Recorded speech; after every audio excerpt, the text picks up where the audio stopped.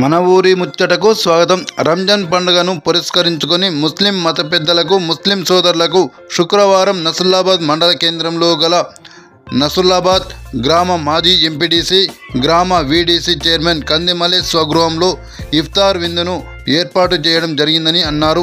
ముస్లిం సోదరులు ప్రతి సంవత్సరం కఠోరంగా జరుపుకునే రంజాన్ పండుగ పట్ల ఆయన ప్రతి ఒక్కరికి రంజాన్ శుభాకాంక్షలను తెలియజేశారు.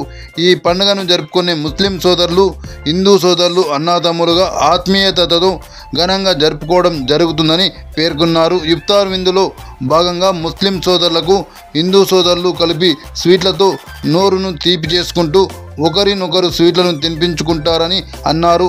దీనితో పాటు రంజాన్ ఒక పొద్దులను పౌర్ణమి నెలవంకతో ప్రారంభిస్తారని అన్నారు. ప్రతి ఒక్క ముస్లిం సోదరులు 45 రోజుల పాటు ఒక పొద్దులను కఠోరంగా ఉమ్మిలి మింగకుండా ప్రారంభిస్తారని అన్నారు. ఈ పండుగను కుల మతాలకు అతీతంగా ఘనంగా జరుపుకోవడం జరుగుతుందని తెలిపారు. రంజాన్ మాసంలో అల్లాహ్ పేరిటతో మసీదులలో ప్రత్యేక ప్రార్థనలు నిర్వహిస్తారని అన్నారు. ఈ మాసంలో ఉపవాసాలతో ప్రార్థిస్తే పరలోకంలో ఉన్న అల్లాహ్ ప్రతి కార్యమును చేస్తారని ముస్లిం సోదరులు నమ్ముతారని అన్నారు.